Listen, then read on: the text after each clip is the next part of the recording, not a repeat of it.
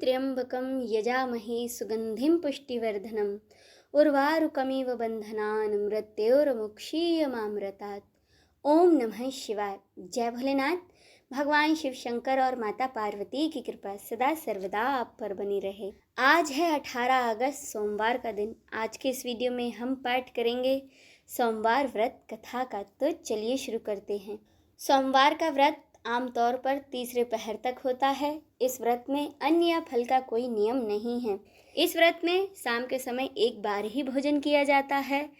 व्रतधारी को इस दिन भगवान गौरी शंकर की पूजा करनी चाहिए और शाम को तीसरे पहर एक बार फिर से शुद्ध हो भगवान शिव की पूजा करें, व्रत कथा को सुने या फिर पढ़ें। इसके बाद आरती करके आप भोजन या फल जो भी आप ग्रहण करना चाहें कर सकते हैं। ध्यान रहे इस दिन आप सात्विक भोजन ही ग्रहण करें। अब सुने इसकी व्रत कथा। सोमवार की व्रत कथा के अनुसार एक समय एक नगर में एक साहूकार रहता था। उस साहूकार के घर में किसी बात की कोई कमी न थी, लेकिन उसके कोई संतान नहीं थी, इसीलिए वह बड़ा ही दुखी रहता था। संतान प्राप्ति के लिए वह हर सोमवार को व्रत रखता और पूरी श्रद्धा और भक्ति के साथ भगवान शिव के मंदिर में जाकर भगवान शिव और माता पार्वती की पूजा किया करता था।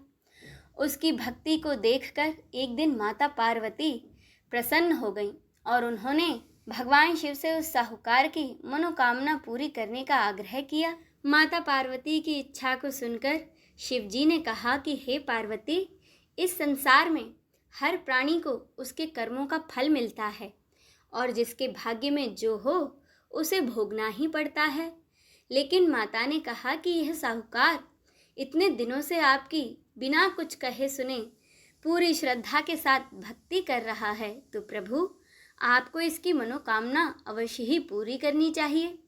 माता पार्वती के बार बार आग्रह करने पर भगवान शिव ने साहूकार को पुत्र प्राप्ति का वरदान तो दिया, लेकिन साथ में यह भी कह दिया कि उसके बालक की आयु केवल 12 वर्ष की होगी।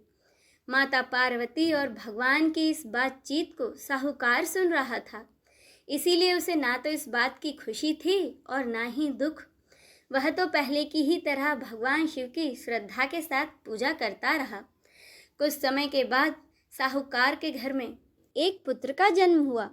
जब वह बालक 11 वर्ष का हुआ तो उसे काशी पढ़ने के लिए भेज दिया गया। साहूकार ने पुत्र के मामा को बुलाकर उसे बहुत सारा धन दिया और कहा कि तुम इस बालक को काशी विद्या प्राप्ति के लिए ले जाओ और मार्ग में यज्ञ कराते हुए जाना। जहाँ भी यज्ञ कराओ वहाँ ब्राह्मणों को भोजन कराते व दान दक्षिणा देते हुए जाना। दोनों मामा भांजे इसी तरह यज्ञ कराते और ब्राह्मणों को दान दक्षिणा देते हुए काशी की ओर चल पड़े। रात में एक नगर पड़ा जहाँ नगर के राजा की कन्या का विवाह था, लेकिन जिस राजकुमार से उसका विवाह होने वाला था वह एक आंख से काना था। राजकुमार के पिता ने अपने पुत्र के काना होने की बात को छुपाने के लिए एक चाल सोची। साहूकार के पुत्र को देखकर उसके मन में एक विचार आया। उसने सोचा क्यों ना इस लड़के को दुल्हा बनाकर राजकुमारी से इसका विवाह करा दूं और विवाह के बाद इसको बहुत सारा धन देकर विदा कर दूंगा और राजकुमारी को अपने नगर ले जाऊंगा। इसके बाद उसने लड़के को दूल्हे के वस्त्र पहनाकर राजकुमारी से विवाह करा दिया। लेकिन साहूकार का पुत्र ईमानदार था, उसे यह बात न्याय संगत नहीं लगी। उसने अवसर पाकर राजकुमारी की चुन्नी के पल्ले पर लिखा कि तुम्हारा विवाह तो मेरे साथ हुआ है, लेकिन जिस राजकुमार के साथ तुम्हें भेजा जाएगा वह एक आंख से काना है। मैं तो काशी पढ़ने जा रहा हूँ। जब राजकुमारी ने चुन्नी पर लिखी बातें पढ़ी तो उसने अपने माता पिता को यह बात बताई। राजा ने अपनी पुत्री को विदा नहीं किया, जिससे कि बारात वापस चली गई। दूसरी ओर साहूकार का लड़का और उसका मामा काशी पहुँचे। वहाँ जाकर उन्होंने यज्ञ किया। जिस दिन लड़के की आयु 12 साल की हुई उसी दिन यज्ञ रखा गया। लड़के ने अपने मामा से कहा कि मेरी तबीयत कुछ ठीक नहीं है। मामा ने कहा ठीक है, तुम अंदर जाकर सो जाओ। शिवजी के वरदान के अनुसार उस बालक के प्राण कुछ समय बाद ही निकल गए। मृत भांजे को देखकर उसके मामा ने विलाप शुरू किया। संयोगवश उसी समय भगवान शिव और माता पार्वती उधर से जा रहे थे। माता पार्वती ने भगवान से कहा कि स्वामी, मुझे इसके रोने के स्वर सहन नहीं हो रहे हैं, आप इस व्यक्ति के कष्ट को अवश्य दूर करें। जब भगवान शिव बालक के पास गए तो वह बोले, यह तो उसी साहूकार का बेटा है जिसे मैंने 12 साल की आयु का वरदान दिया था। अब इसकी आयु पूरी हो चुकी है। लेकिन मातृ भाव से विभोर माता पार्वती ने कहा कि हे महादेव, आप इस बालक को और आयु देने की कृपा करें, अन्यथा इसके वियोग में इसके माता पिता भी तड़प तड़प कर ही मर जाएंगे। माता पार्वती के आग्रह पर भगवान शिव ने उस लड़के को जीवित होने का वरदान दिया।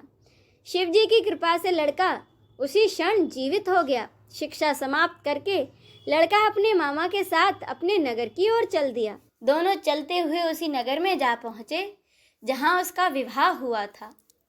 उन्होंने वहाँ पर भी यज्ञ का आयोजन किया। उस लड़के के ससुर ने उसे वहाँ पर पहचान लिया और उन्हें अपने महल में ले जाकर उनकी खूब खातिरदारी की और अपनी बेटी को बहुत सारा धन देकर विदा कर दिया। इधर साहूकार और उसकी पत्नी भूखे प्यासे रहकर बेटे की प्रतीक्षा कर रहे थे और उन्होंने यह प्रण रखा था कि यदि उन्हें अपने पुत्र के मृत्यु का समाचार मिला तो वह भी अपने प्राण त्याग देंगे। परंतु अपने बेटे के जीवित होने का समाचार पाकर वे बेहद प्रसन्न हुए। उसी रात भगवान शिव ने व्यापारी के सपने में आकर कहा, हे श्रेष्ठी, मैंने तेरे सोमवार के व्रत करने और व्रत कथा सुनने से प्रसन्न होकर तेरे पुत्र को लंबी आयु प्रदान की है। इसी प्रकार जो कोई सोमवार व्रत पूरी श्रद्धा से करता है और इसकी व्रत कथा को पढ़ता या सुनता है, उसके सभी दुख दूर होते हैं और समस्त मनोकामनाएं पूरी होती हैं। इसी के साथ यह व्रत कथा संपूर्ण होती है। बोले देवादिदेव महादेव की जय, माता पार्वती की जय। हर हर महादेव।